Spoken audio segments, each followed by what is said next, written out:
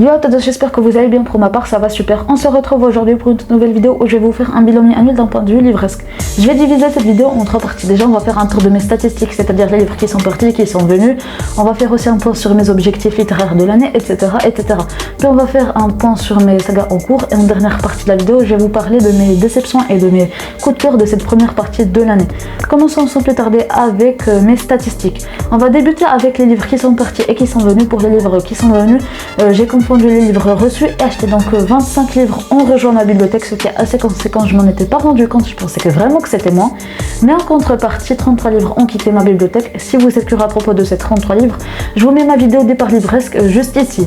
Passons maintenant à mes objectifs littéraires. Je vais vous faire un petit rappel. Je me suis mis comme objectif de lire 70 livres, dont 2 en anglais, de découvrir 3 nouveaux auteurs et 2 nouveaux genres littéraires.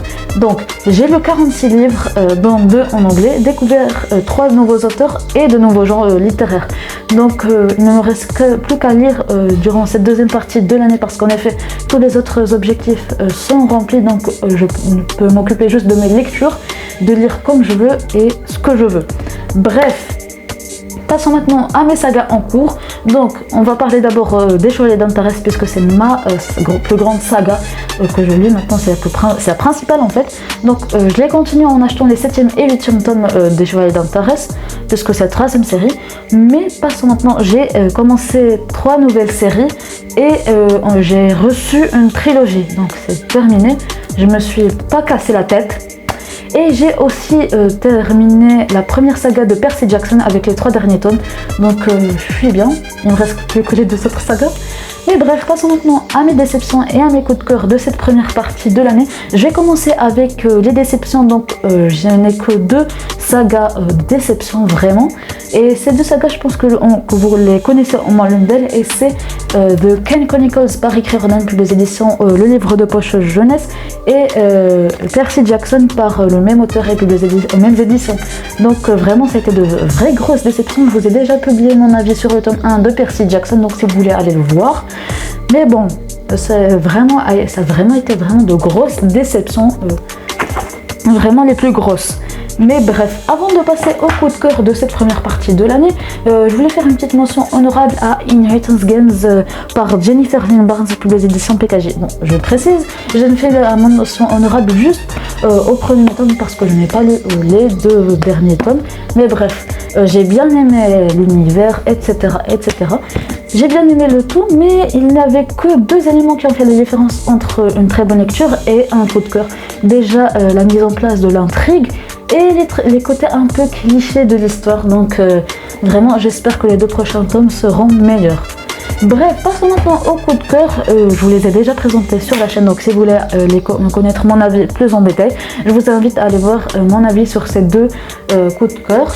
Bon, le premier, je pense pas que je peux qualifier ça d'un coup de cœur, mais plus d'un coup de foudre, puisque c'est Les Intrépides par Montorel, puis les éditions Soche Press. Donc vraiment, j'ai adoré ce livre, j'ai adoré vraiment, c'était génial. Tout y était, je pense que c'est la première fois que je lis un livre de ce genre, à propos des femmes fortes marocaines, des lionnes de l'Atlas, on va dire. Moi, je les appelle comme ça. Mais bon, ça a vraiment été un coup de foudre et je vous conseille vraiment de lire ce livre. Vraiment, c'est à lire. Et je conseille surtout aux femmes qui sont en auto-entrepreneuse. Bref, qui sont dans l'auto-entrepreneuriat. Parce que vraiment, ça donne la motivation, ça motive vraiment grave. Le deuxième coup de cœur.